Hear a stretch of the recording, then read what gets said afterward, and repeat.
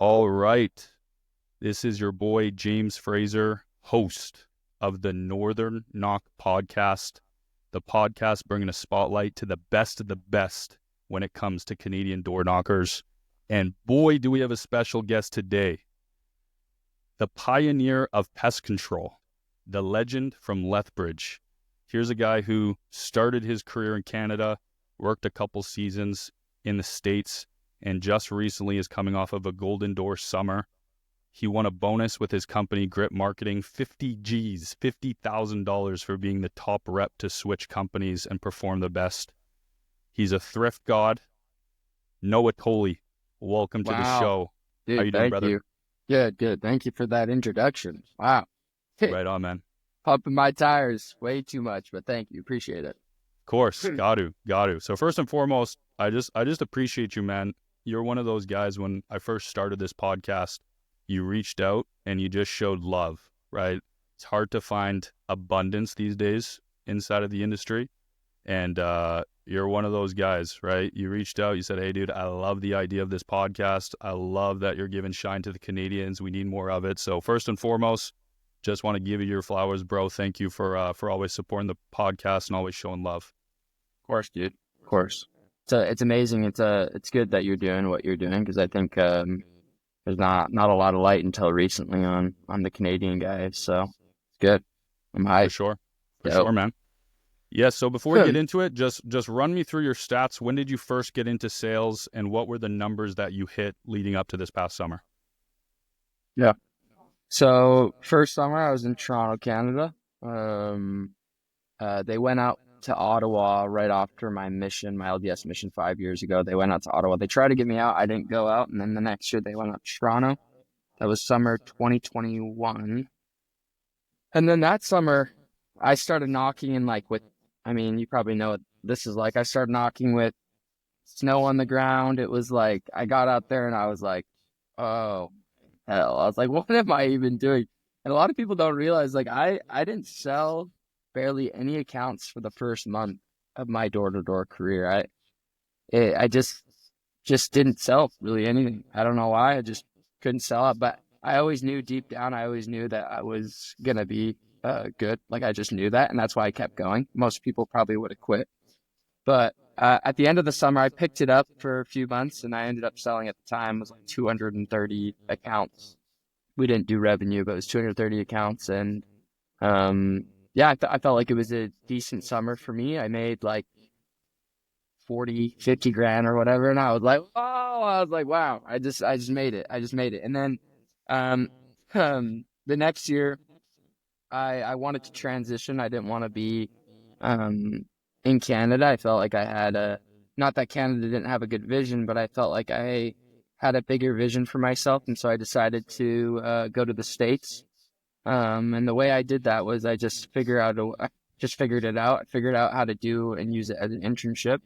And so I went to South Carolina, Myrtle Beach, and went there my second summer. I did if I remember correctly, kind of a blur. I got really sick towards the end of the summer. The last 2 summers I haven't had, actually last 3, but I did about $275K.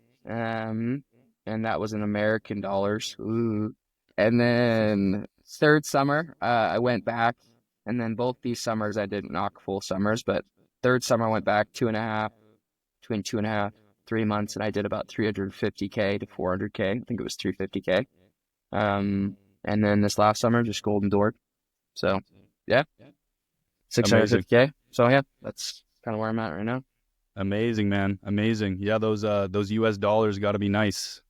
They're a little different. It's a little different. I was doing the exchange rates horrible right now. I don't know if you knew. It's like the worst. Yep. And I didn't realize that. And so I was thinking, and I'm not a numbers guy at all. I never calculate stuff. But I was talking to our guy at Grit about the finances. And I just, for fun, I was like, let's just throw this in the exchange rate. And I was like, whoa, that is completely different world. But yeah, no, it's interesting. I really hope Taggart doesn't change the Golden Door for Canadian dollars. For Canadians, for pest control. I thought about it, and I've wondered if that's gonna be a thing. I don't think there's enough people doing it where he's like, okay, we got to change this. I think since you're the only one that's done it in Canada, I think it's gonna be. I don't think he's gonna do anything about it, to be honest. Hopefully not. I just met with him. I We'll mean, see. I just was with him 2 nights ago with Sam Taggart, and yeah, Yeah, I I don't get saw the that. vibe. Yeah, I don't think he will. But Yeah, no, it sounds good. But before we get into how exactly, you had that massive summer, Golden Door summer, I want you to take us back to your childhood and allow our audience to have a little bit of a chance to get to know you a little bit better and, figure out what makes your clock tick. So run me through your childhood. What were some experiences you went through, some opportunities that came up that you think helped transfer over to a successful sales career? dude, that's first of all, having my own podcast, that's actually a really good question. And I think it's a question that needs to be addressed more frequently with high performers of like all aspects, whether it's like sales, sports. I think everyone should dive into people's childhood because that's really where they are bred from. But yeah, my childhood, I was raised in Lethbridge, Alberta, Canada. I was the youngest of like 4 siblings. And so right off the bat, I think I always had a little bit of a chip on my shoulder. I think I always had something driving me at a really young age. And I talk about it a lot after I hit my golden door. I felt like as a kid, I was very overlooked. And I felt consistently that people didn't see me for what I saw myself. And I actually got really down a lot of the times, but deep down, like in my soul, I always knew that I could go to places that no one could go to. I always say I can go to places that no one knew existed. And I felt like that at a really young age, but I just was a slow grower. I was really small in sports. I'm not the brightest candle in the room by any means. But I just like learned how to burn a lot longer than most. And I just used that to my strength. And I actually was very obsessed at a young age, very obsessed with being great, and I wanted to be the best. And it wasn't out of like pure pride and arrogance. I just knew I could be the best, but I didn't know what that looked like for me. And I remember even like probably at age 10. This is a crazy story, but I played soccer, high level soccer at a young age, and I mean, it was pretty gnarly to the point where I was outside on summer days till 2 a.m., 3 a.m. juggling the soccer ball over, over, over and over and over and over and over and over. And I'd be crying because I had to make it from one end of the street to the other. And I can't remember the exact amount of times, but I had a certain amount of times I had to go without dropping the ball. And I'd drop the ball and I'd cry and then I'd pick up the ball and I'd start going again. And then I'd go and I'd almost make it, and then I'd drop the ball and I'd cry. And then my parents would like come like, oh, like you gotta. So at a young age, I mean, I missed out. I remember one summer I missed going to July 4th. I get mixed. Wait, July 1st. So I'm still in American mode. July 1st. I was I remember I missed going to my family's July 1st. They went to the fireworks, and I chose to stay home because I wanted to practice. And I would carry a little ball around with me everywhere I went because I wanted to go professional with soccer. And then that just slowly translated into basketball. I would wake up. People don't know this, but I'd wake up at 4:30 a.m.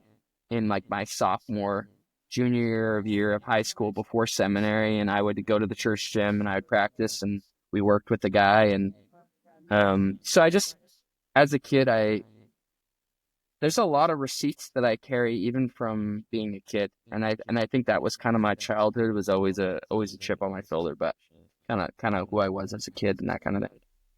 I love that, man. I mean, I can relate with that story so much, right? Did you have both parents in your household? Yes. So Okay. I did. Both my parents were married. Uh, great parents. You Just the just had youngest that, sibling. just instinctually just had that chip on your shoulder, just from a young Yeah. age. I Yep. just I hated losing. Hmm. Hated it. Yep. Hated it. No, I was the Yeah. exact same, man. Like I was in my mom primarily raised me growing up, so immediately Mhm. had that chip on my shoulder of like, hey, I'm gonna make it out, and it was the same thing, man. Just every day at the soccer field. I'd get in there, like I'd wake up 5 a.m., train on the street. I'd get home after school, go straight to the field and just stay there till 9, just over and over again. Just that obsession, right? That obsession. And definitely leaks into other things as well. So 100%. amazing. So what was your recruiting story? So obviously high level athlete, came through the high school ranks. What was your recruiting story? How did that all come into play? Yeah, this is kind of a cool story. I think I actually talked about this on the landing pad, the Grit podcast. Um, yeah, I missed out. So I came out for my mission. I missed out on that first summer because I didn't want to go. I think I was interested in a girl, if I remember. I just was like door-to-door sales. I was like, but I knew, I was like, if I did it, I'd beat all you motherfuckers. That's what I thought in my head. And it's I mean, that's what I thought. But anyways, next summer, my friend Scott Mazatinik. Do you know Scott? Do you know his name? No, I don't. Okay, that's okay. So I served my mission with him for a transfer. He's from Sterling, Alberta. He texted me, came home from that first summer in Ottawa, and he just said he wanted to get somebody to eat. Classic recruiting story. Takes me out to eat. And I remember we're sitting at what's it called? The Canadian Brew House. Is that right? Yeah, that's right. We're sitting at the Canadian Brew House, and I remember he's talking about his sales, talked about how much he made. And I was just like, anyone that knows me, I'm not a numbers guy. I didn't find out my commission until a week before I hit my golden door. Like I just don't think or operate in a numbers way. And I remember going through the commissions, he's going through how much he made. I was like, oh, okay, yeah, you made pretty good. That's pretty decent. And then he goes, but the best part of it is that you can compete with all these kids from Southern Alberta. And I remember I looked up from eating and I said, I'm in. I'm in. Like that. And so that tipped me over the edge. Was nothing about money. And most recruits, their first year, they're like, oh, you made this much in one summer? I want to do what you do. I didn't care about that. All I cared was he just said, this is a medium for you to beat kids in Southern Alberta. And right in, all the receipts from Southern Alberta clicked in. And right in there, I was like, I'm in. So I don't know what I need to do. If I need an iPad, don't tell me what I need. I'll be there next summer. And so I committed to that next summer and then didn't do any training before I went out. Barely read the manual on the way driving out to Toronto, and then just kind of raw dogged it, hopped in and figured it out. And then here we are. So that was my recruiting story. Incredible, man. Incredible. So clearly you have a competitive gene. I know you look up to Michael Jordan a lot. Mm-hmm. I always say the most powerful thing you can do in sales is tap into the dark side. Talk a little bit about how you've been able to tap into your dark side. Do you intentionally do it? Do you find ways to do it, or does it just come naturally to you, or a little bit of both? And you talk a lot about the receipts. So how are you, tapping into those receipts? Is it just mental? Do you have it up on a wall?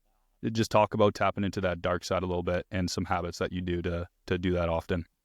Yeah, this is gonna sound gnarly, but I'm always in a dark place, to be honest. I'm always I'm always tapped into a dark side, which I wish I wasn't.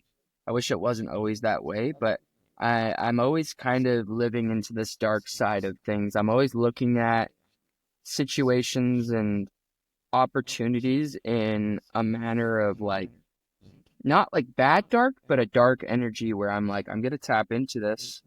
And I feel like it just stems from three things, and we talk about this at the grid a lot, and it's actually tattooed on my foot. It's a triangle, and the triangle is made up of three components, your people, your dreams, and your revenge. And I think when you have those three components, the how and the what just become irrelevant when you have that why. For me, the revenge aspect is probably where you tap more into the dark side. And for me, especially this last summer, I leaned heavily on the revenge. And I talk about this in the landing pad podcast.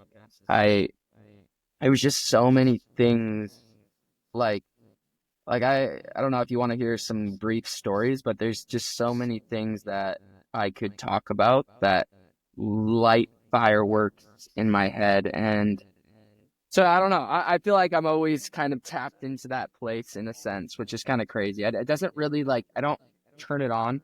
it just is always kind of turned on consistently in a way. I love that. We're getting a good idea of the mindset behind, what it takes. Tell us a story. Tell us at least one story about what you did to kind of flip into that dark side. Yeah, this is a crazy story, but um, you keep receipts from everything, um, and I mean you keep receipts from everything, and I don't have them up on a wall. I don't have them written down.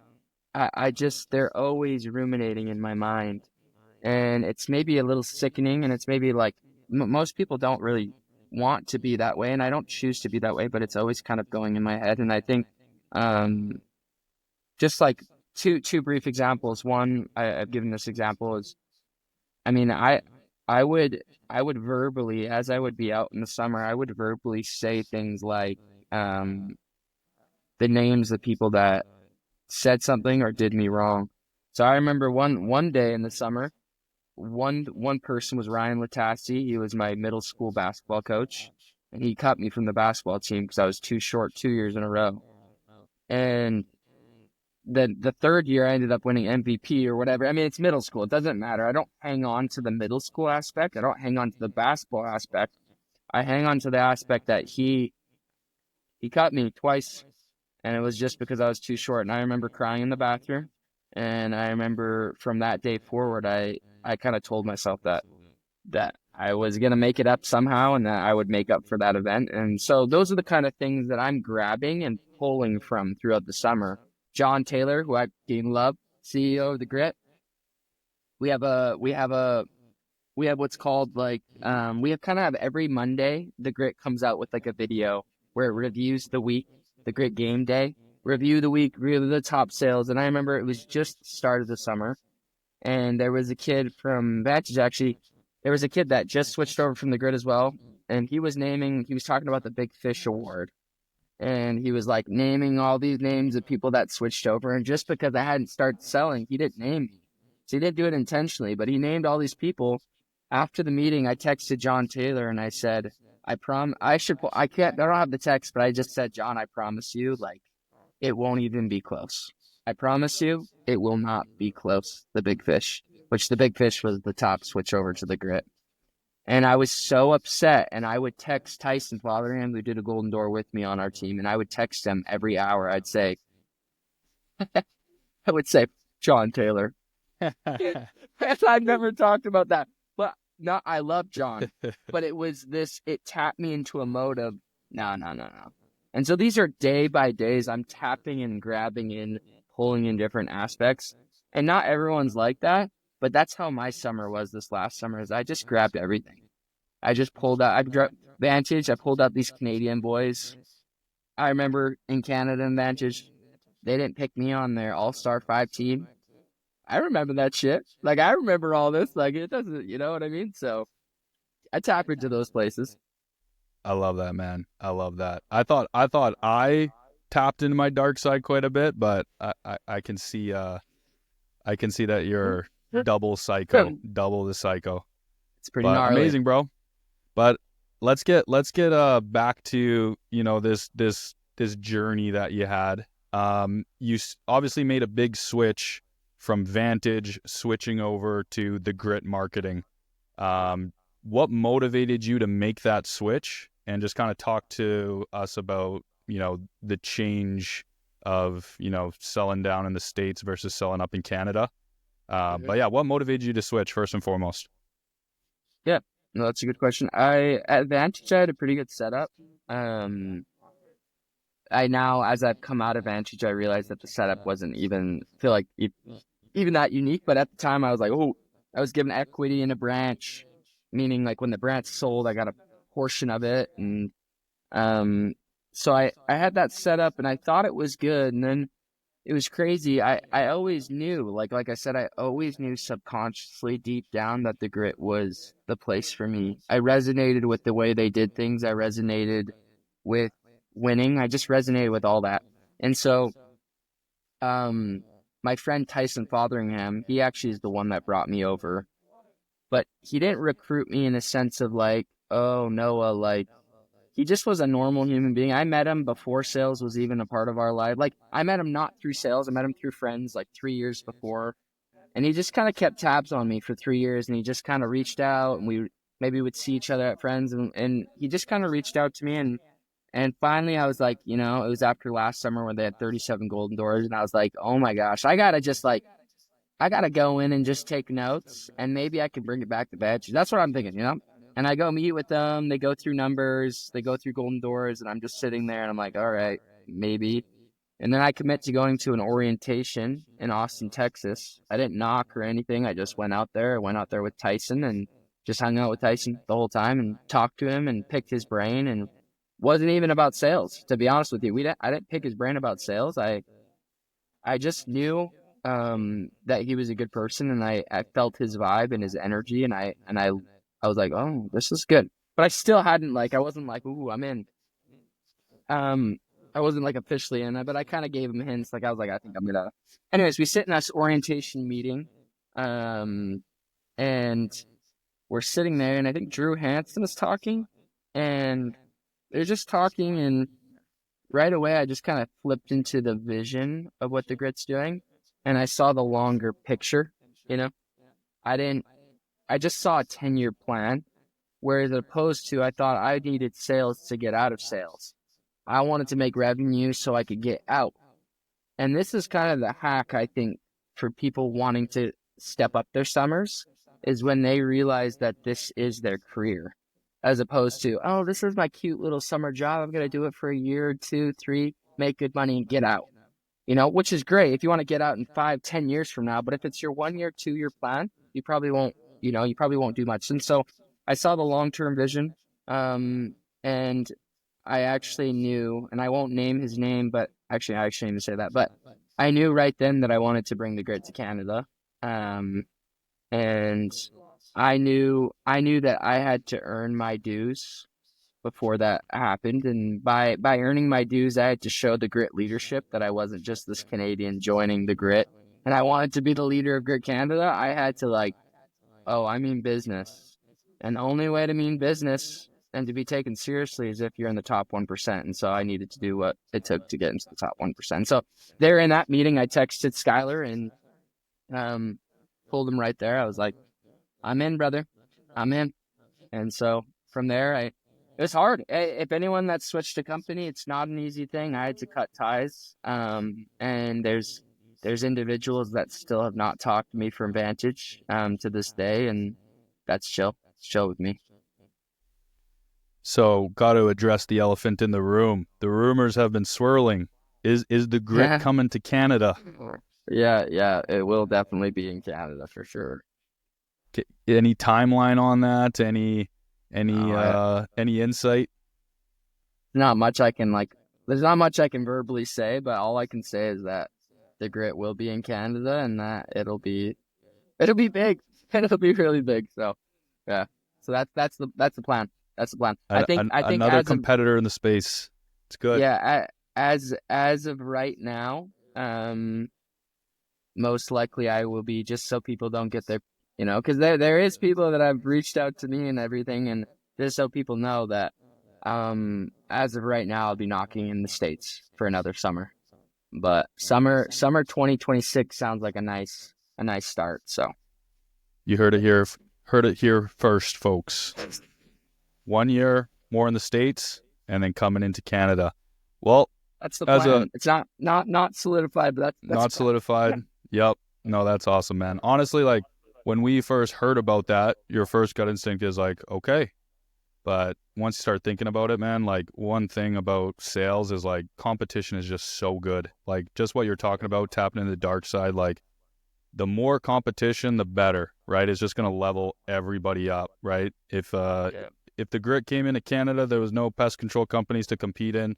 They do a lot less volume, but coming into a competitive environment, it's going to blow up for everyone, right? I mean, so, look what you did to Vantage now. Vantage is shitting themselves. They're thinking, oh no, we don't have a gold door. We've been here longer than Aveda, and they should be. They should be tapped into a place of all right, if if this guy from Aveda can do it, well, why can't we? And so that should drive them as well. So it'll be. I'm excited. I'm excited to see this summer in Canada. I mean, I'll be watching from the States, but I'm excited to witness. And I mean, I'm not picking any sides, but It's going to be a fun summer for sure, just as the whole industry kind of progresses, right? Awesome, man. Okay, cool. So talk to me about when you decided to go for that golden door. I have a feeling I already know that it was pretty early on, but was it something where like halfway through the month, your first month, you decided, hey, I'm going to do this, or through the season? When did you make the decision that you were going to go for it? people actually don't know this. And this is another thing. That's crazy. I'm dropping this all in your podcast, which is dope. This was on the landing pad too that I just filmed like 5 days ago. But people don't realize like I went into this summer wanting to do a million. I didn't go into the summer wanting to do a golden door. In fact, I texted or I told Tyson and I told maybe some of the grit team that I didn't want to be celebrated when I did a golden door. I wanted to be celebrated when I did a million. I didn't want the hype to happen when I did a golden door. Um, and people don't actually realize that I was pacing for a million um, in the summer. But I'll be just full transparency. Switching markets 3-4 times was incredibly hard for me, and it took it. Yeah, it was just that simple. It was hard, and I wasn't expecting how hard it would be to switch, and I wasn't even expecting to switch markets that many times. But it ended up being really So hard. what were all the markets you knocked in? So I started in Tyler, Texas, and then I went to Cincinnati, Ohio, and then I went to Omaha, Nebraska, and then I went to Denver, Colorado. So those were the Wow. four. Wow. Yeah, So and it's not easy. If people are listening to this, it is one of the hardest, in my opinion, one of the hardest things to do. I mean, we look at. I love everyone at the grid, but we look at some. I won't get into that, but it happens. It's like it's a hard thing to do when you switch markets. so So what was it? Like you were just getting like booted from certain cities, or why the switch so many times? I don't fully know all the answers. I do know just when you're a marketing company.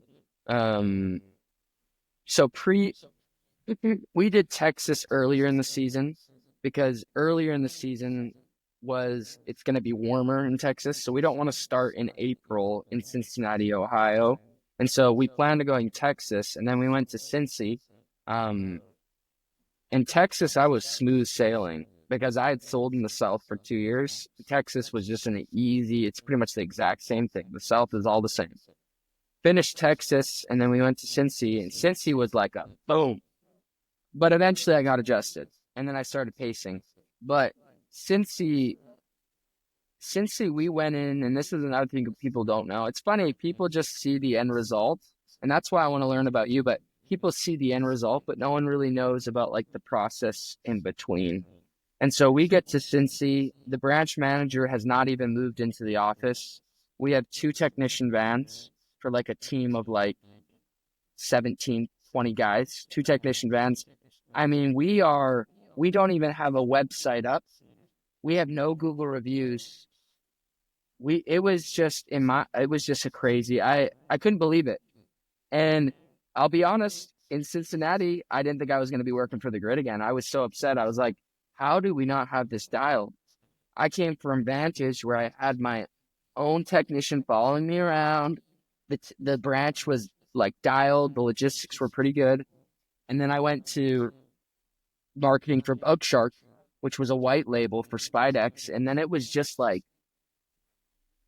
everything was like, whoa, we started booking 2.5, 3 weeks in advance. We had 2 golden doors on our team. Like, it was just like, ah. And so they ended up moving us out of Cincy just because it was just not the right situation for us. And so we marketed for Aptive in Omaha, Nebraska. And then as I'm about to clear my golden door, I get a call saying that we produced too much revenue for Aptive. And so I get sent to Denver, Colorado for 2 weeks to finish my golden door. And that was the darkest time of my sales career, was finishing off the golden door in Denver, Colorado. the most probably the most knocked market in the United States of America.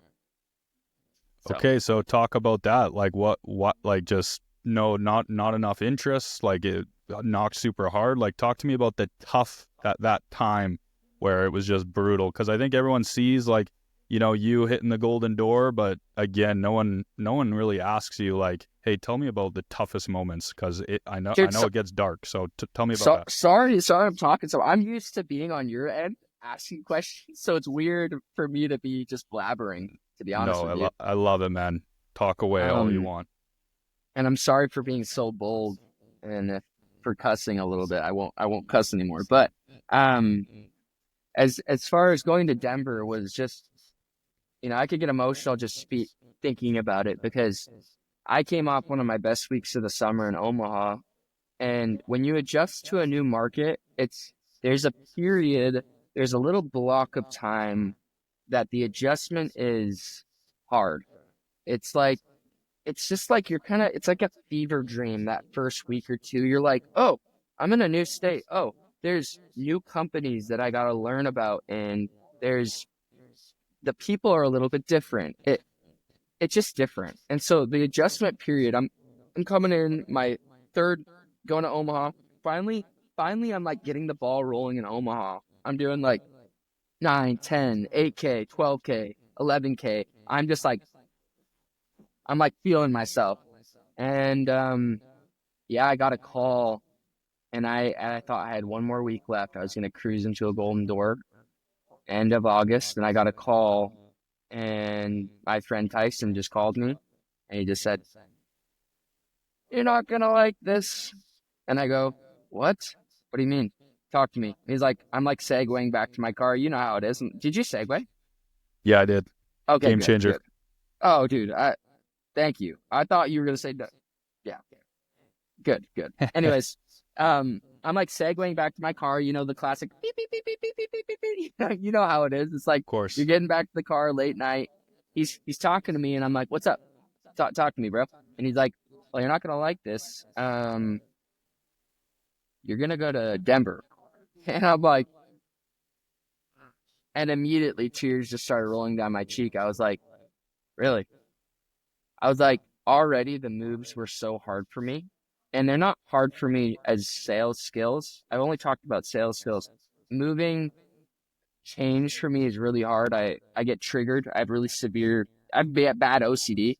And when I change, my OCD is like exacerbated tenfold. And it gets really bad. And my OCD is focused on sales, and it attacks my job heavily, and it almost makes it unbearable, to be honest with you, which a lot of people don't know.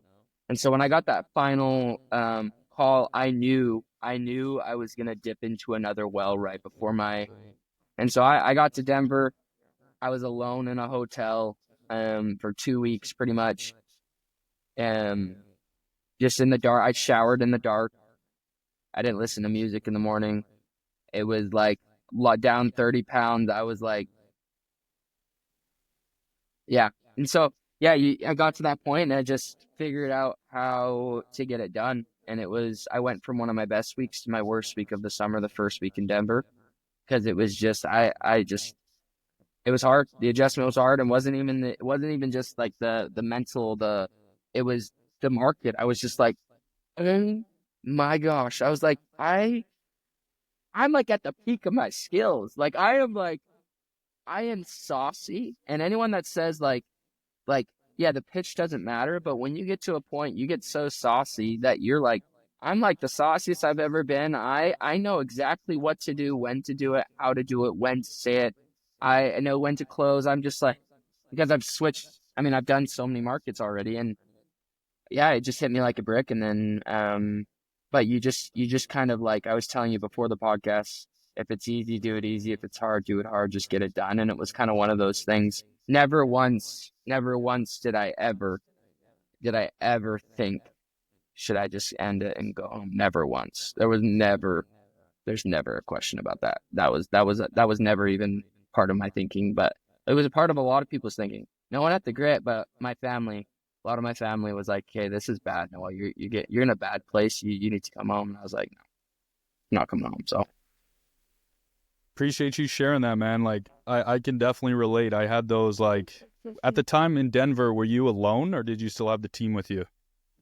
no, my whole team is gone. So I Yeah. actually went out to Denver with one guy who needed 13K. Mm-hmm. And this just goes to show, I love this boy. If he's listening, I doubt maybe he'll listen, but I love this boy. And we got out there and our pest routes isn't working. Our app's not working. We don't get out until prime time. And I'm just shaking, just so upset. I'm like, we need to get this going. Like, this is a whole day. I'm like, I'm losing a day of work. I need to get on the doors and be knocking. Finally, we get the software going. We get out to area, and this guy, I've never seen him cry ever. He's very, like, he doesn't cry. He's pretty, this boy was crying at the end of the day. And I was crying. I was like, oh my hell. I was like, squeezed one account out, and I'm like, and I wake up the next morning. He texts me because we're in the same hotel. He's in a different room. It's kind of like a suite. He's in a room with his wife. I'm in a different room. We're in the same thing with his wife. He texts me. He goes, dude, you're good to go out to area alone today. I'm like, oh, no worries, bro. Like, are you going to drive out? And he goes, I'm going home, period. And I go, well, guess I'm doing this alone. And so he goes, and now it's just me. And at this point, you're sitting with your demons. At this point, you're at the table with them. They're sitting with you. You're going to bed, and they're laying beside you and screaming and barking in your mind and your ears. And yeah, I just had to buckle down. And so I decided to just buckle down and had to tap into some pretty inspiring wells, and you figure it out. And so I did get to knock a little bit and be around some of the Denver boys. They had some people still out there, but like the last week I was able to move in and actually stay with Jack Van Dyke, which is Nate Van Dyke's little brother. He's on a mission now. Shout out to him. But yeah, so that was kind of the Denver thing. So Yeah, I always say, like, the hardest part about my Golden Door journey is when everyone leaves and you're just there alone. It kind of shows you what you're really made out of. And man, my first couple days with everyone gone were so tough. Like, what were you in the at bed. though? What were you at when you were alone? Because So I remember sitting down with. Has anyone tapped into the live? I'm not sure. I can't even tell, honestly. Oh, you can't. Okay, I remember sitting down with Levi. I was just curious if Levi was listening, but I remember sitting with Levi, and he was like, "This was like, was this September, October, maybe September?" And he was like, "Oh, dude, there's still a guy out there," and I'm like, "Bless his soul." I think you were like 500K or something. And so did Right. they leave? When did they leave? Yeah, it would have been right around there. So, because what did I do in October, November? I think I did, like, yeah, it would have been. I think everyone left. It was like 525, 550. So I Brother, still had a ways to go. that's grit. That's grit. If there's anything that I respect that is just pure grit, bro. That's crazy. I mean, I think I had like 40 something K left when I was alone pretty much, and that alone was like that's when your team leaves. I mean, though there was still the Denver team, but I'm not homies with these guys. Like these guys haven't been in the trenches with me. They're a different team. I competed against these guys, so it wasn't the same. But dude, that's dark. That's sick. Yeah, Good for it you, got bro. it got dark there, man. It got dark there when everyone left. It's like, dude, I had some days 4 p.m. still in bed, just like, holy shit, man. Like, to be fair though, like I was the same as you. Never for a second was it like an option that I wasn't Hmm. gonna hit it. However, dude, I had some dark days after where it's just like your mind starts to kind of wonder. It's like, what if though you missed it? But I was like scared. I was like, dude, I'm Well, like, because I'll knock until. you were on a time crunch for you. Yeah. Like you probably felt you're like, holy Well, mother, I bro. need to get revenue up before December 31st Well, ASAP. Well, get this, bro. So I was like doing like 30 to 35 a week. You know what I mean? I was like, okay, cool. If I do this, like I'll hit it by, end of October. Like we're good. We're fine, right? And like I had once everybody left, I think I had like a 15 week and an 18 week, like back to back. And my whole mindset changes, like, okay, so what? Like now it's like I sell 3 a day now.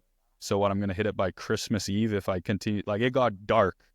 But you know, what it was, bro, is just like, it was just like, I went to a leadership retreat that changed everything for me. Just being back around like your guys, back around your people, and kind of just like letting them know, like, hey, dude, like, you, I need you guys' help right now. Like, I've kind of led from the front all year. Like, now I need to kind of lean on you guys. And after that, like, got a huge little, you know, boost of energy, came back, and Good then for you, just got bro. it done. Yeah, yeah, yeah, Dude, that's respect. I think there's an aspect in vulnerability when it comes to leadership, and I think you reaching out to them and being like, bro, I did the same thing. I reached out to them. I'm like, guys, they're all back in Utah. I'm like, please, whatever you can do, just call me throughout the day. We would pod up. I'd have my AirPods in, and I'd pod up with some of my best friends, like Tyson Fotheringham. He would pod up with me and just talk to me, just be on the phone with me throughout the day. And I'd just be like, just stay on the phone, bro. Just stay on the, you know? And so yeah. it's good that you did that. It's a team effort, right? Like a lot of people think it's just you doing it, but like, I'm like, even with you, I'm sure like you have a whole machine behind you, right? Your team, the But yeah, company, like your spouse, your family. It's like an F1 racer, right? You're just the driver, but there's a whole team there to it's support a you and whole help you. team behind you. Oh yeah. No, I couldn't. That's ultimately, if we want to go back and answer your question about, why did you move to the grit? That's the reason. Is there's not one person at the grit that ever told me to end the goal. Never. Mm, It was never even an option. It was never a word of conversation. It was, I remember talking to Brock Grieve, who's a double Golden Door. Brock Grieve's talking to me on the phone. He goes, how are you doing? And I go, Brock, honestly, dude, like, I fell asleep in the parking lot in the gas station. Like, I haven't been sleeping. Like, I just fell asleep. Like, I just literally was sitting there drinking my energy drink and I fell asleep. And he's like, all right, dude, no worries. We'll talk about it all when you finish the goal, but like, let's get the goal done and we'll talk about it when you get home. He didn't want to hear it. He was just like, "Dude, let's not talk," which, I mean, some people might have their opinions, but he's just like, let's not talk about the hard things. Just get the goal done. And then when you come back, we'll talk about all the hard things. And I'm like, I was so upset. I was like, really, dude? I was like, I'm trying to be open. You asked me how I'm doing, and then he started to hear it. He's like, no. Which is kind of more of a hard-nosed way, but I think the other leaders were there for me, and they just never. But that's when you know you're with good leaders, is because they see the long-term vision. They saw how good it would be if I did hit the golden door, but it's hard to see that when you're in the process, right? And they don't understand that, but all they know, well, they do because they've been there. And yeah, that's the great thing about the grit. Now you're that guy for people. You're that guy at Aveda that when people call you, you can now have the rite of passage to be like, no, dude, I promise you I've been there and I know exactly how you feel. And so that was a huge part of my motivation as well this summer is I wanted the rite of passage that when I have a team, when I have a region, when I have a country, people can call me and I can be like, dude, I get it. But I yeah. promise you, it'll be worth it. So important. It's why the grit started with 2 golden doors, went to 7, now 37. Like, it has to be like that, right? And like, that's one thing I struggled with, is like, no one would kick me in the ass. Like, I needed a kick in the ass. All I heard all summer was, oh, dude, you're gonna do it. You can do it. You got this. And like, I need a kick in the ass. Like, bro, get on the doors 9 a.m. and stay out there till dark. Like, what are you Get it done, doing? bro. Yeah, Well, get it done. I mean, that's why your golden door is so impressive, dude, is because that's why I have so much respect for you. And I don't care what anyone says. If anyone doesn't have respect for you, then they don't know. They have no idea. And I think that's why your golden door is so respectable, is because, I mean, you're the only one to do it at your company. So, I mean, if someone says it took so long, well, who cares? If it took 9-10 months, it doesn't matter. You did it. Now you can say you did it. Now you can be a rite of passage to give leadership training and be there for people. So Appreciate that, bro. Appreciate that. Okay, let's get back on topic here. I want to ask yes, you a buzz question.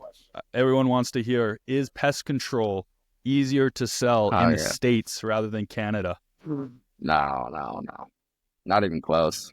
If not, it might be harder. Okay, so explain some of the cultural I know that differences, if any. sounds, and that's not a shot at you at Hmm. all. But I've experienced both markets, so I have the right to say that. And I think the States, looking back, the States is, and I don't want to say this because I don't want to, I'll be in Canada eventually, but if if I had the skills that I had this summer and I put them in Canada, I think I could do some pretty scary things. But I'm not saying that the market in Canada, door to door, is the same everywhere. At the end of the day, it's a neighborhood. You have the Karens, you have the laydowns, and then you have the people you have to work for. It's made up of those three things. That's just every neighborhood in the world. However, I think the States could be considered harder in a sense because little things like you have HOA in the States. You don't really have HOA in Canada. Canada, I mean, we have cops pulling up on us. Tons. I mean, every week at least someone's getting a cop pulled on because of the HOA or, so there's little things like that. People are getting railed heavier and heavier and heavier in the States. I mean, in Denver, I don't have the exact number, but I think some of the neighborhoods I was hitting had been hit potentially 10 times and then 10 times over the 10 times. So I'm knocking behind every, like, you see what I'm saying? So it's no longer the skill of like knocking, them coming out like, what are your door-to-door set? It is the skill of like getting them out to the door in some of these markets. Like trying to get them to come to the door can be really hard because they've had so many door knocks. And then once you get them out of the door, that's where your skill of interpersonal communication, of bringing their walls down, keeping it simple, and then going forward with the pitch. But any Canadian, and this is why now I respect you, but any other Canadian, because there's no one that's done a golden door, has no right of being like, oh, dude, it's easier in the States. No. It's just because it's just because the standard hasn't been set in Canada. Now that you've set the standard, like everything's impossible until it's possible, and you've made the impossible possible in Canada. So now there's going to be guys trying to do the golden door, and if another one happens, now the chatter of the America being easier is going to come right down. But I can assure every single person, I am the only person in the whole door-to-door space that has knocked. I mean, that's not true, because now that there's Canadian boys doing kind of similar with me, but I am the OG of knocking in Canada and knocking in the States. So I'm kind of 100%. maybe one of the OGs, maybe not the OG, because maybe 10 years ago, the visas were different. There was guys, but I feel like in this day and age, I'm kind of the OG of doing that, of being in both markets. So 100%. And yeah, just to touch on that, like I think it was always just an excuse, right? Like the reason why Canadians weren't selling as much is just because of the market. Such an easy thing to do, right? Blame the market for your experience.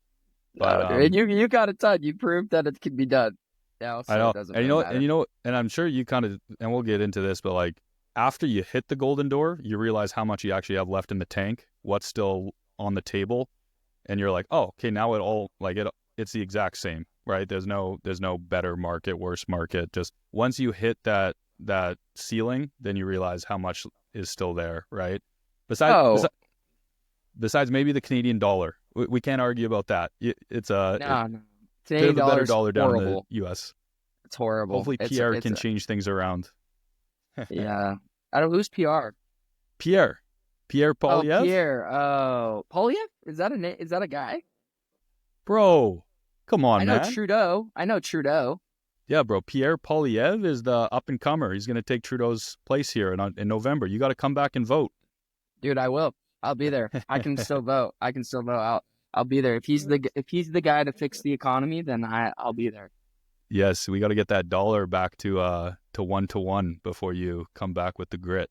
Oh, dude, it's bad right now. Like it's brutal. Like 300. Let's say like 350 grand here is like damn near $500,000 in Canada. Like yeah, it's 495 or something like that. I did it in Google Exchange just for fun, and I'm like, whoa. Yeah, it's like 1.5. So like you got. Is it 1.5 right now? Yeah. So it's like you got $1 here. You got $1 here. You got 150 in the States. I was 1.4 the other night, and I thought that was big. It could be 1.4. I'm actually not too sure, but I mean, But that's yeah, I'm talking off the Google USD to CAD, which I don't know if that's, but yeah, anyways. yeah. But anyways, okay, let's because we don't have too much time left. I wanna get a little bit tactical with you. Okay, so I'm gonna kind of just give you a bunch of little sales questions about strategy, about the pitch, different things like that. Yeah. So number one thing that was really big for me was like tracking my numbers. I know you were selling a lot more volume. Were you a numbers guy? Were you tracking, how much you have to sell per day? How did you track your goal to the golden door? Yeah, no, that's a good question. I didn't. I didn't like I'm just not a numbers guy. Every day when I went, um, if I went to morning meeting, but every day when I went to morning meeting, my goal was a PR every day. Hmm. So that was every day when I woke up, it was a PR day. So every day I'm telling myself 15K, 15K, 15K. I'm going 15K. I'm doing 15K. I'm doing 15K. Even if I'm at like I'm just always that's the way my mind works. And I'm not saying that's the right way because I think a lot of guys have other ways that they do it. Maybe you have different, but for me, that's how I operate is, and usually when I go for a PR day, I actually end up having a pretty good day. But I'm always unsatisfied because I'm always chasing the PR day. If that makes I sense. love that. I love that. And yeah, I do think like everyone has their different style, but it's really good to get your insight. What was a day in the life? Like typical day in the life. What time are you Yeah, getting up? What are you doing? You throwing yourself on the doors? You doing a little routine? What does it look like? I don't have much of a routine. I say I need to have a routine, but I don't think it's necessary for someone to have the perfect everyday routine because the doors isn't a routine. The doors you get thrown at different things, different days. It's not an everyday thing. It is a routine in a sense, but I I I mean I'd wake up. The grit kind of has a policy where it's a 10 a.m. meeting, 10 a.m. to 11 and 11 to 12. So it's about a 2 hour meeting, but the 10 a.m. to 11 is like more training. 11 to 12 is more team. And then you're out to area 12:30, no later than 1. And that's kind of the everyday on the doors 12:30. And then it is you knock all every hour. I never, I mean, you could probably resonate this in some. I didn't take breaks. I and when I said I didn't take breaks, I'm talking I'd piss in a bush on my Segway while eating the granola bar, left hand, right hand peeing, hold my pants up with granola. Like I'm not over exaggerating, with granola bar still chewing in my mouth, and then get on my Segway and keep knocking. I mean that was kind of my everyday was I just didn't have time because it's not just a time aspect, it's a momentum aspect. And if you're sitting down for too long, you're losing a momentum. If you have no momentum, that's when taking a break is maybe a little more necessary. But if you have momentum, the guys that are taking breaks on momentum, holy hell, they're losing out on so much revenue because when you have momentum, that's when you should just be you're not thinking about anyone. You're not answering texts. You are just going door to door to door to door. And you know how that feels. So, Just locked in. Yep, yeah, absolutely. So how often would you skip that morning meeting? I'm just curious. I was a bad boy. I have my own personal reason for not going to morning meeting, not because I don't think it's valuable and not because I think I'm above it. Now that I'll be leading more people, I have to go to morning meeting because I have to be there to train. Um, I had a hard time going to morning meeting because I I just I'm at such an intense level sometimes in the summer where it's not that I think I'm above. I really don't. It's I have a hard time looking at people in the eyes in the morning meeting because if I feel that they don't feel it, I don't want to be around it. And so I kind of segregate myself and do my own thing so I can be in the right mindset always. And if I find people that have that mindset, by all means, I'll drive out to area with them. We'll cruise. We'll listen to music. Usually, I listen to my own music, but that was kind of my take on morning meetings, which isn't necessary, and I won't be doing that probably much further. But that was kind of what I did last summer. Yeah, I mean, when you're an elite sales rep, you kind of get that rite of passage of like, hey, I'm going to skip the morning meeting, which is okay. as long as you're going out there and you're throwing down, while Oh, the meeting's going oh, on. oh, yeah. And anyone from Aveda listening to this and be like, hey, you know what? Noah was on that podcast. He would told me that no, morning meetings are essential. I also didn't go to morning meetings because I have a really bad sleep. I have super bad sleep insomnia. And so any hour extra of sleep that I can get is beneficial to me and my health. Whereas in some days in the summer, I'm sleeping 3 to 4 hours a night. And so for me, that was necessary health wise. And I should restate and say that was probably the main reason I didn't go to morning meetings was for my sleep. Right. Was the main Okay. thing. Okay. Got it. Now I heard that one of your strengths was knocking late, knocking during the dark. Talk about that a little bit. Yeah. I don't know where the nickname came, but the Canadian Nightcrawler was kind of a thing. I don't know why.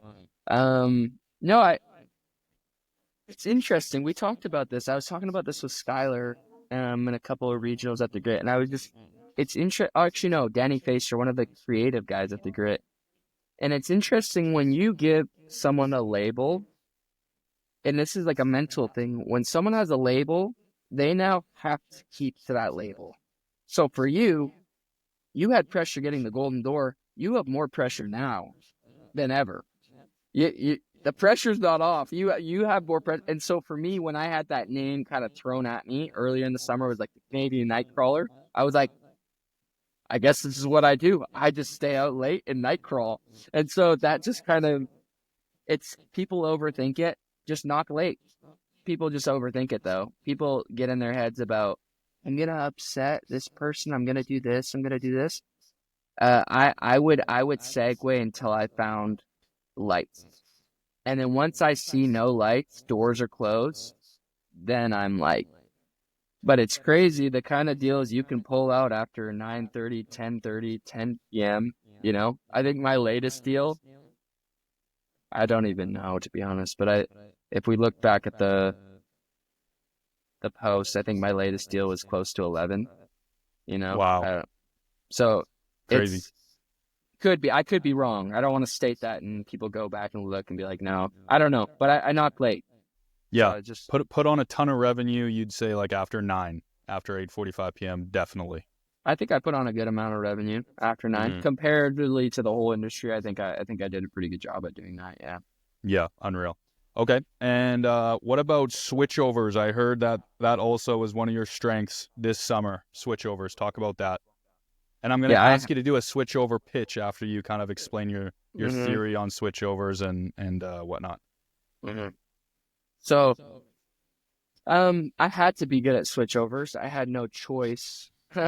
And so when you have no choice, you just naturally become like pretty good at something. And I think that was kind of a weird strength that I had to. I mean, I was thrown in Cincinnati, and Cincinnati is aggressive. Anyone that's knocked in Cincinnati, it is an extremely aggressive market. You think you find a honey hole in Cincinnati, a little new development. It's been knocked multiple times. Just when you think you find, that's the kind of market I'm talking about, where it is like absolutely gassed. And so I had to become really good, and I had to know. I think the key to a switch over, especially in markets like that, is pre-overcoming the objection before it becomes an objection. And a lot of times that objection is that you are another door knocker. So you just have to pre-overcome that. And that's more of a social skill, I think, rather than just like a sales skill. But then there's the sales skill, which I think people overthink as well in a switchover. And I think the skill of a switchover is pretty simple. And it's just pretty much making it black and white. It's not playing around in the gray area. It's making it black and white for the customer and just building enough value where, most of my switchovers, I think they're paying more with me than their last company. So it's not a switchover. It's not a switchover based off of, let's like make it cheaper. I mean, there is aspects where you're racking someone and you have to throw out the cheapies, and that's just part of sales. But for the most part, it's building value first, and then once you build the value, then you can start switching people over. Build What enough value. Totally. What percentage of your accounts would you say were switchovers? 75%. Wow. So we're talking like 500 accounts, something like that. Yeah, lots of accounts were flipped over. Okay, so let's do a role play. So I'll be a Terminex customer. Got a couple green cones in the yard, spider webs, Oh, and let's do it. is this Canadian? Do they have green cones? They Is got that a green Canadian cones up thing? here, man. That's what we look for. The green That's crazy. cones. Maybe Termnex don't. Maybe just make up a name. Make up a name for Okay, a company. Maybe not just Termnex. Make up a name for a company, and then sure. because I bet you, Canada is a little bit different than the States as far as Termnex and just a little. You know, I'm sure just there's some differences, but yeah, just make up a name and then. Oh, I haven't done this in a long time. Don't worry. You want You'll me to get go it. right? You want me to go right from intro? Yeah, I'll just be like I'll be a green. I'll be bug shark. Just That a work? random ass. Just be a random ass company. Yeah, Okay, just a cool. random ass company. Okay, ready? Go ahead and knock. Okay, I'm just gonna do it really simple, so I'm not Okay. gonna get saucy with it. I'm just. Do you want I'll me to cut you. kind of? Do you I'll want me to I'll walk it through as I do the pitch? Like, hey, so when I introduce that, I'm gonna go into that, and then because I think that'll help yeah. people more Yeah, whatever practically. whatever you think. No problem. Cool. So I Okay. just knock. Hey, what's up? Hey, how's it going? Pretty good. What's Good, going good on? man. I'm Noah. Yeah, good to meet you, man. Sorry to bother you. I'm sure you had a lot of people knocking by. The only reason I bother you, so you get into the normal pitch like any other sales rep. Only reason I bother you, you're gonna see my truck here. A big thing about bandwagoning first. With a switchover, you want to make sure you build credibility right away. And so what I found is dropping street names, not just dropping names of customers, but dropping street names, dropping customers, and dropping customers that can stand out. So if they have some red truck in their driving, you know, and that's a key component I think to sales that people don't really fully get is they just think, oh, I'm just gonna name drop Bill, Bob, and Shannon, where it's like that's not enough credibility. 70% of your intro should be bandwagon. 70%, in my opinion. 70% of your intro should be the bandwagon. So it could sound something like this. Um, yeah, you're gonna see my truck here on Johnson Street, and then right off of Fifth Avenue, just on the left.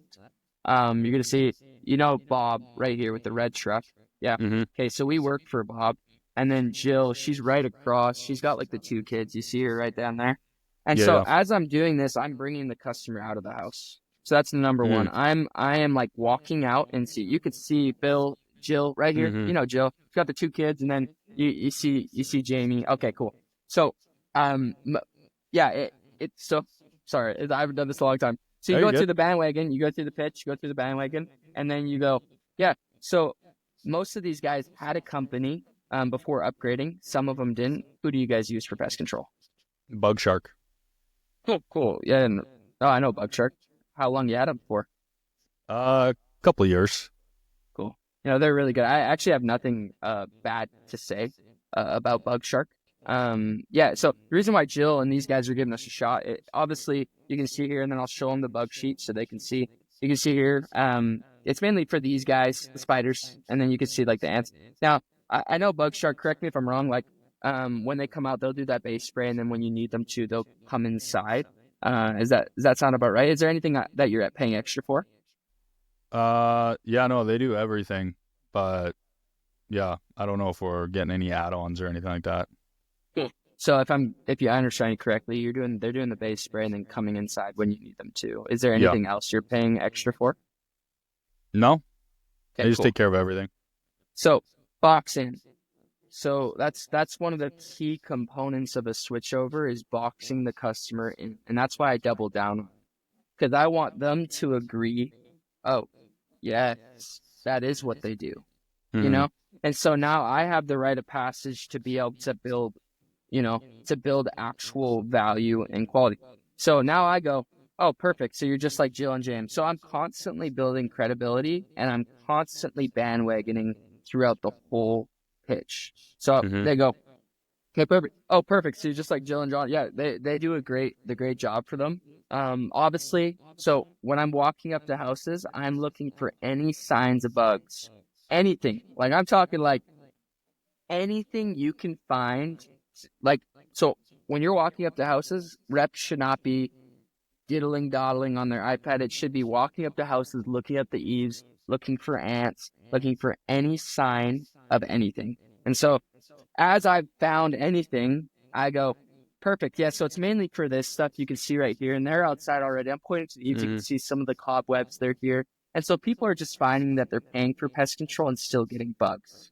So that's a common phrase you can use. People are just finding that they're paying for pest control, still getting bugs. And so what Jill really liked is we do the eaves, Bug Shark doesn't. And so now I'm making it black and white. Bug Shark might do the eaves, but she's already been boxed in. And so she's already like, yeah, they do the base spray and come inside. And so now I'm like, okay, I have the right of passage now to tell her that they do the eaves. So now I go, yeah, they do the eaves. Bug Shark doesn't. Now, the reason we do the eaves is we don't just wipe down the eaves for the spiders, but we actually leave a product that keeps the spiders away from the house. Does that make sense? Mm-hmm. So I'm back in sales mode already. Does that make sense? So I'm constantly soft closing, getting them to say yes. Does that make sense? And they go, yes. That makes sense. Okay, perfect. Yep. Now, another reason people have been upgrading to us is we do the yard, Bug Shark doesn't. And so now I go build more value, build more value, build more value. Now you're going into presentation, yeah. And then now you're building enough value and where they can see the black and white difference between their company and your company. And you do that through boxing them in and then just going ape mode on the value differences. And they can even be like, oh, no, they do that too. And you go, oh, yeah, perfect. Yeah, of course they do. They'd be crazy if they didn't. You just build more value and find ways to make it a win. And so if they're confessing and saying they're doing all the same stuff, you go, oh, perfect. You find another win, whether that's a Google review, whether that's Better Business Bureau, whether that's, I mean, there's always a way to find a win in a switchover. And sometimes the win is just they just mess with you and they like you. And if that's the win for a switchover, hey man, like, dude, I had so many sales in the summer where I would just look at their eyes and just be like, dude, I know you had a lot of bug guys come by, and I'd be annoyed too. And I'd look at them in the eyes and I go, but I promise you, you will never find someone that wants to earn your business as bad as I do. And I'll just look at them and smile. Powerful. And it's just, and they feel it, bro. Yep. People feel that stuff, dude. And that's a part of sales that I think a lot of people try to avoid is the natural side of things. Salespeople just want to be sales. When at the end of the day, you're like, brother, honestly, John, like, I'm working hard. Give me a shot for the year. Super easy. I'll help you. Like, I'll help with the hassle and everything. Would you give me a shot, man? And they use, just and a lot of times drops their guard, bro. And a lot of times they'll be like, all right, brother, we'll give you a shot. You're like, boom. And it happens all the time, but people don't do that enough, you know? People don't. Just give me a shot, buy man. off people. Yeah, just give me a shot. Yeah. And it's energy too. Energy. It's sales is a transaction of energy.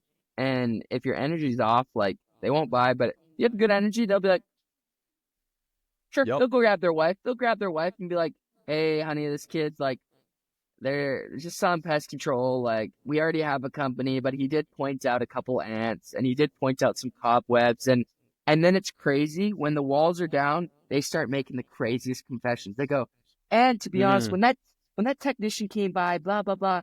Oh, and to be honest, when I did this, and it's like, now they're on your team and you're like, this is easy. And so now you brought the walls down and you've been able to switch them over. And then, of course, pre-overcoming. So if it's an in-contract switchover, you already pre-overcome the idea that they're in contract. You pre-overcome that idea. Oh, perfect. So you're still in contract. There's a cancellation fee. We take care of that and handle that all for you. Pre-overcome. And so not later in the sale, they're not like, wait. But I'm in contract. You've already pre-overcome that. So it's already done. It's already established. You know. So I love it, man. That was a little master class. Like, not only just a switchover in general, but just that's pest control, baby. That's all sales. Of it. That's sales, man. Yeah, and it's fun talking about it. I feel like we could have a whole another hour-and-a-half podcast just about everything you talked about, all the different subjects, right? But hopefully you guys took some notes there. Definitely a ton of nuggets in there. And it's all about, just dropping their guard, right? Having that conversation where you can make some sort of connection. But you're right. I've had so many switchovers where it's just like, hey, listen, man, it's going to be the exact same, but keeps money in the local economy. Give us a shot. What do you say? Right. And they're like, all right, sure. Right. But yeah, that's awesome, man. That's awesome. Fire, man. Fire. Thank you for doing that role play. I know not everyone loves to do that on podcasts, but I just thought, hey, let's get the man And on here. I'm glad we could actually discuss like the practical why we do those things, because I think a lot of guys can hear that without stopping in between. They don't really pick up, but I think I'm glad we could do that for sure. So For sure. And by for the way, sure. I'm rusty. So if I said anything that was off, or any grit guys like, dude, what the hell? I'm rusty. I haven't talked about this in a long time. So no, you're good. I'm less rusty, and that sounded just about perfectly right. So you're good. Cool. But question, and then we'll wrap it up here. Something that, I'm personally dealing with. So I want to ask you this question is like, so after you hit the golden door, you're getting, you're getting the praise, you're getting the recognition. How has your self-perception and your identity changed? Like, what would you say are the net benefits of, going out there and achieving this massive goal? I actually find it really hard. Um, it, and this is like more vulnerable for me. I think it's fun and it's cool. Like, don't get me wrong. Like, it is a cool thing. Like when you do something like that, like anyone that's in the door-to-door space and they know of me and they know that I did a golden door, you can forever be that guy where you walk in and they'll be like, they don't know you enough to talk, but they'll be like, you did a golden door. So you'll forever kind of have that, and it always sticks to your name, which is cool in a sense, because I remember talking about guys that did a golden door, and I was that guy. I'd be like, dude, I don't know him. He may be kind of a jerk too, but he actually did a golden door, which is kind of dope.